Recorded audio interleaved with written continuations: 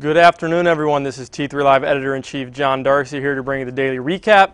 So it was a very interesting day today in the market, sort of the reverse of a lot of what we saw for most of this week, where today the markets actually finished positive thanks to a late day bounce or a bounce in the last 15 minutes. In the afternoon, we were actually weak before we were able to just eke out the gain. But we did see a lot of concerning action, you could say, in leading stocks. And if you looked at individual stocks and the basket of stocks that we watch most closely especially, you would think that this could have been a really tough day, a day of big-time technical damage in the market. Yes, the NASDAQ was a little bit weaker than the S&P, which is the main index that we watch, but overall, the damage in individual stocks definitely seemed a lot greater than the damage that we saw in the indices. Maybe it was the fact that today is the last trading day of February, last day of February. Could have been some stuff with profit taking after a really strong month. Who knows why, but definitely be interesting to see whether some of these stocks that pulled in really hard today are able to find their footing again next week. But you can take a look at the chart of the spiders. Actually, what I have up here right now, first I'll talk about the daily and then I'll talk about the hourly, which is what I have up right now. But as you can see on the daily here, FYI, we're on free stock charts. The e-signal wasn't working, so I jumped on free stock charts here. But anyways, you can see we finished positive today, but in the morning it looked like we were going to really tack on some nice continuation to the upside after yesterday's new closing high for the S&P. But we reversed hard. I'll go to the hourly now to give you a picture of what happened intraday, if that's your cup of tea. We were really strong in the first 3 hours of the day. People were thinking, we might stretch our legs above highs. Instead, all momentum was swept out of the market. We turned sharply lower, especially around 2 o'clock. That hour bar was very weak, as you can see, and we continued to accelerate to the downside for most of the last hour of the session before we got a ramp in the last 15-30 minutes of the session to help us close positive on the day and prevent it from being a sort of a nasty reversal on the daily chart. But I'll go back and look at the daily just to get one more look at it.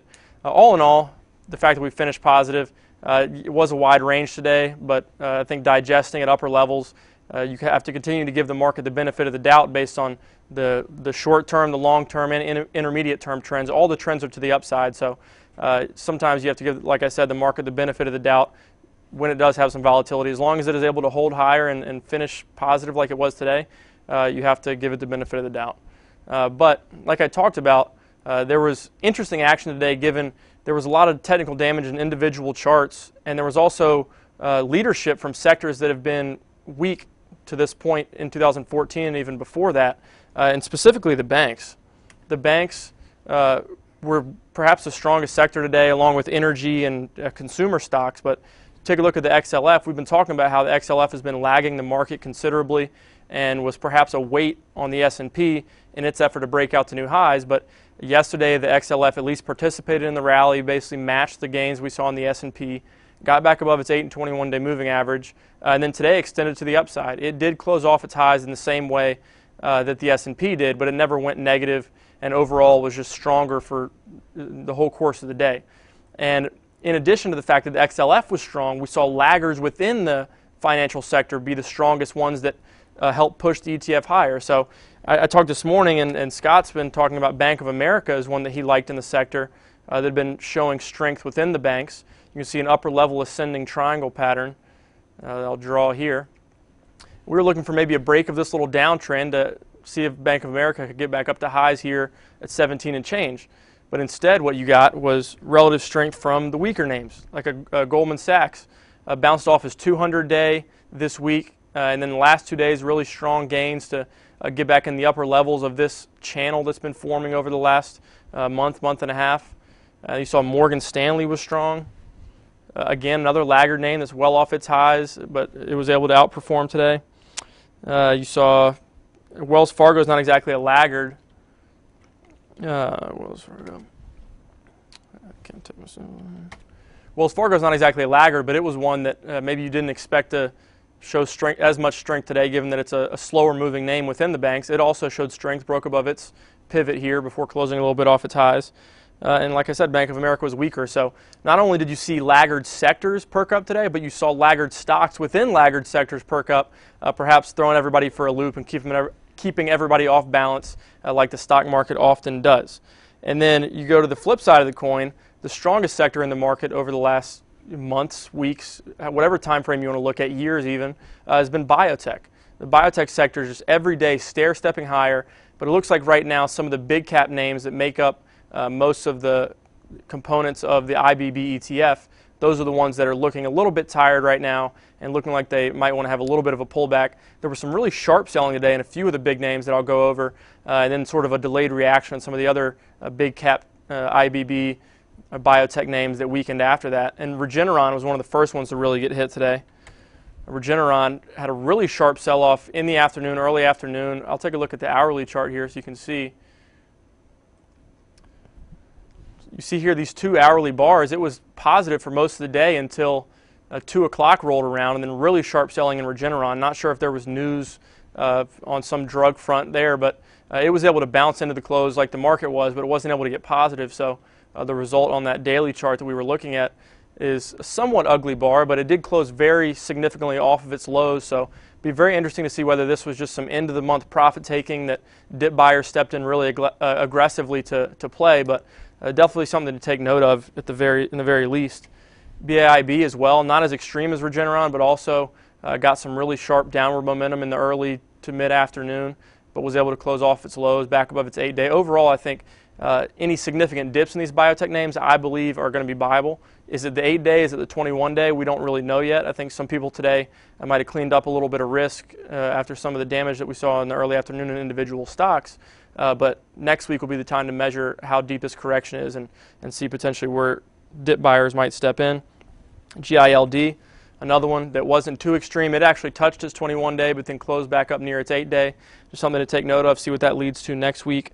And then NLNK is one that started yesterday. This is one that's been an absolute monster. It's doubled in the last month or so after a big move even prior to that.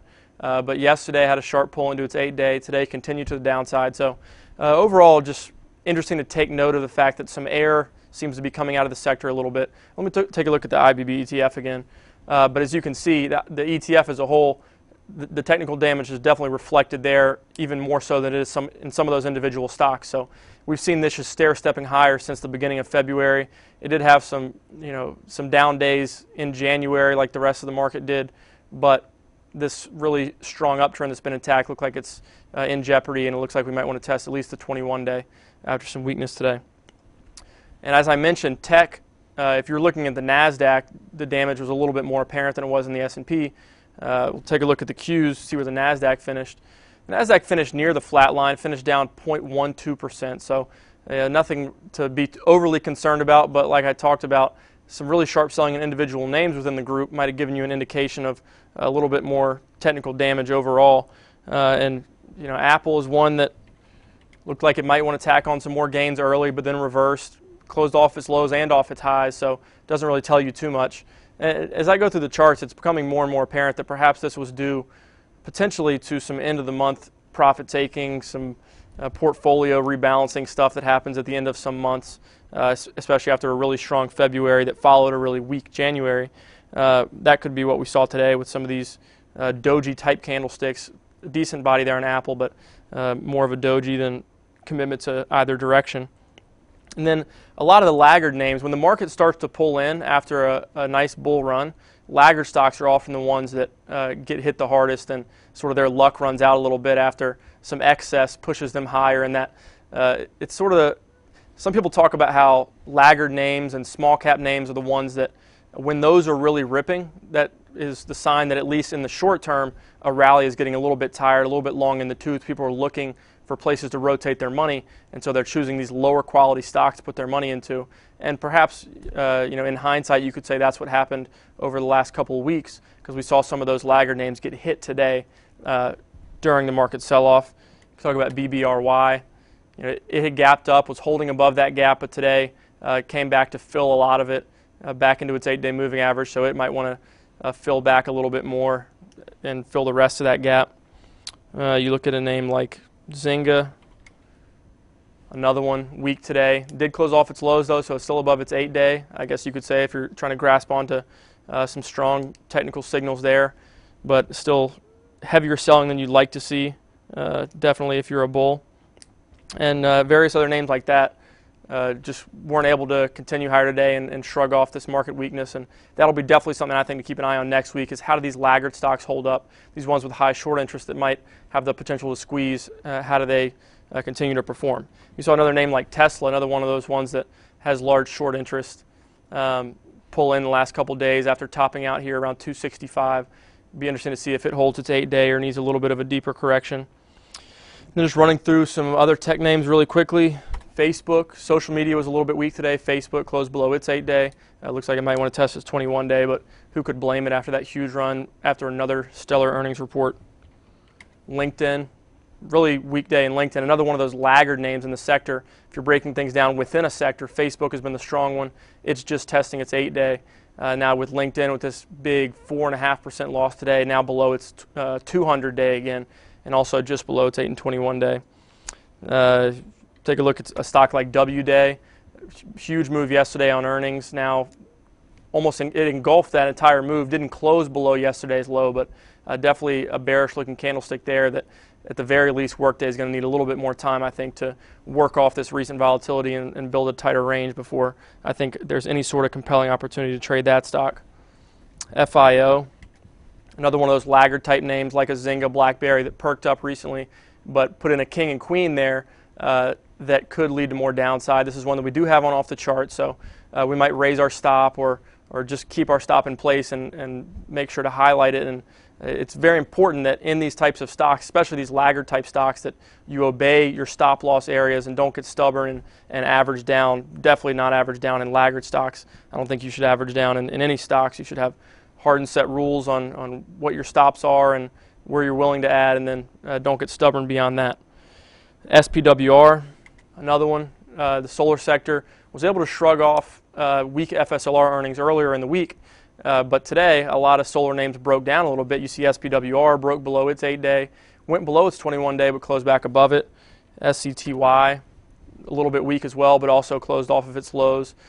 So interesting to see what happens there next week.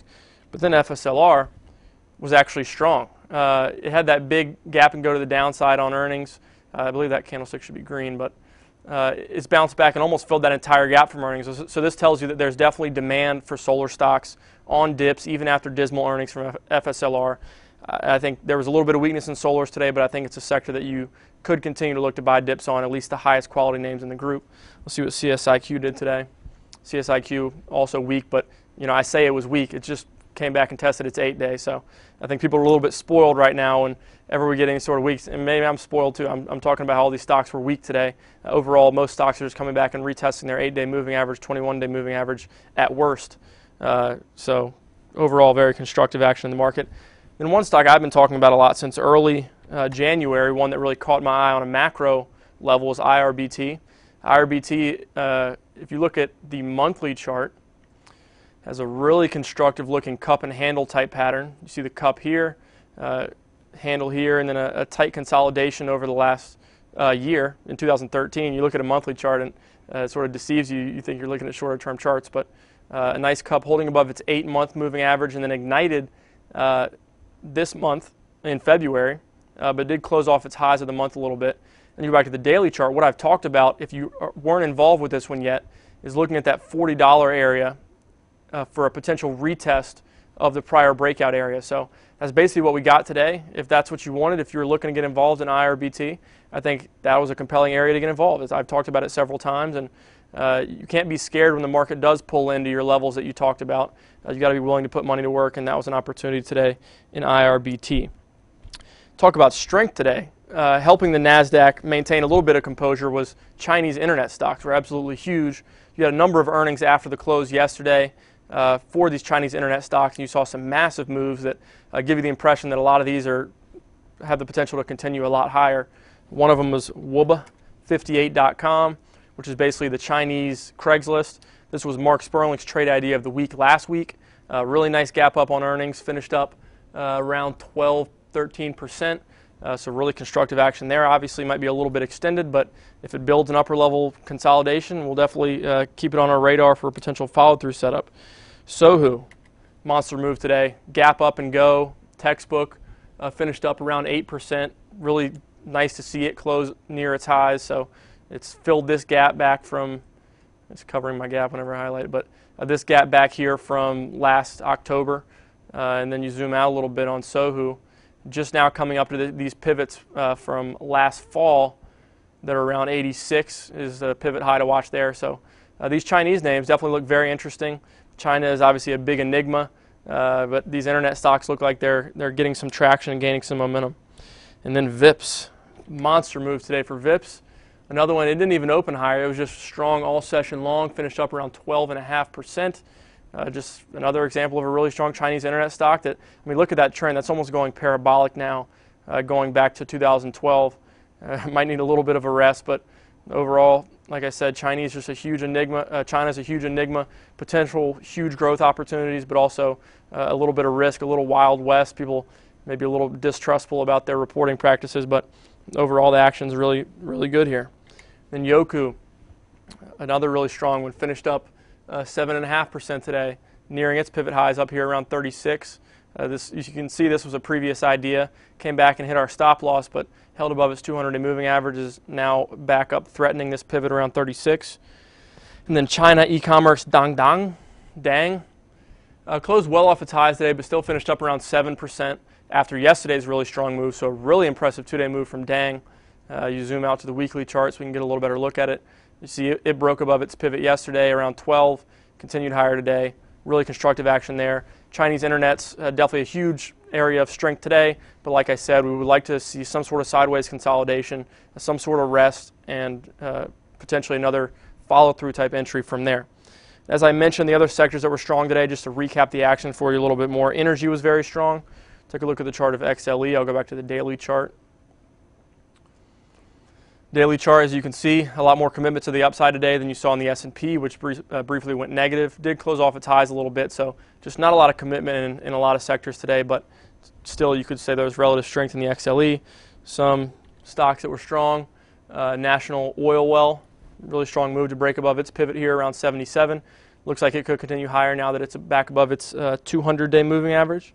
Halliburton, strong move today, breaking above its pivot. Looks like it has some room to the upside as well. Pioneer Natural Resources, nice move. We'll zoom back in a little bit, give you a better look at that. Nice extension there above its pivot. So a lot of these energy stocks breaking above some mid to high level pivots. Really nice flag here in NBR. This is one that in hindsight could have been an off the charts candidate, as it ignited, put in a multi-day consolidation, and now is breaking above that. And then RDC is a lower level pattern there, that just another one that was an outperformer today within the energy sector. Still has some work to get above its 200-day moving average though. And then consumer stocks were also strong today. XLP, as you can see, relative strength of the market, also closed slightly off its highs, but above all of its moving averages, and it looks like it might want to get back to highs. Target was a big part of that, recovering after some really bad PR recently from the hacks and overall just bad performance among consumer stocks, but this one looks like it could be recovering a little bit. Still has to get above its 200-day moving average, so that'll be a big test for Target, but really constructive action in the last 3 days, obviously, including today's large percentage move. And just a couple stocks that look really good to me. One that we listed on off the chart starting yesterday, Chipotle. While all this, it also closed off of its highs, a theme that we're seeing today, a lot of tails in the market, but still held higher, showed relative strength. And this is one that looked like it wanted to break out if the market would just hold up, but we got that afternoon sell-off in the S&P that perhaps weighed on Chipotle. Didn't have enough juice on a Friday to continue to the upside, but still looks very good. Gapped up, nice upper level base. Looks like it could continue higher. And then Netflix. Netflix, if it'll come up for me here. Come on, Netflix. There we go. Netflix just stair-stepping higher, but just now testing its 8-day moving average.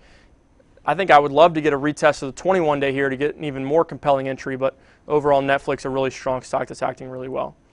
But if you obviously watched the video, you saw the theme was there were a lot of tails, not a lot of commitment to the upside or the downside as we bounced into the close to finish off our lows in a lot of stocks and on the S&P. So the fact the S&P finished positive, like I said at the beginning of the video, have to give it the benefit of the doubt until trends start to get violated, and then you measure which trends get violated. Are they short-term trends? Are they intermediate-term trends? Or are they long-term trends? And then you match that with your own time frame in the market. So if you're a long-term investor, nothing that's happened over the last several years should have triggered stop losses or caused you any major concern. If you're an intermediate-term trader, that 7% or so correction that we saw perhaps had you trim a little bit of risk, and then there were areas to get back involved. So definitely some action.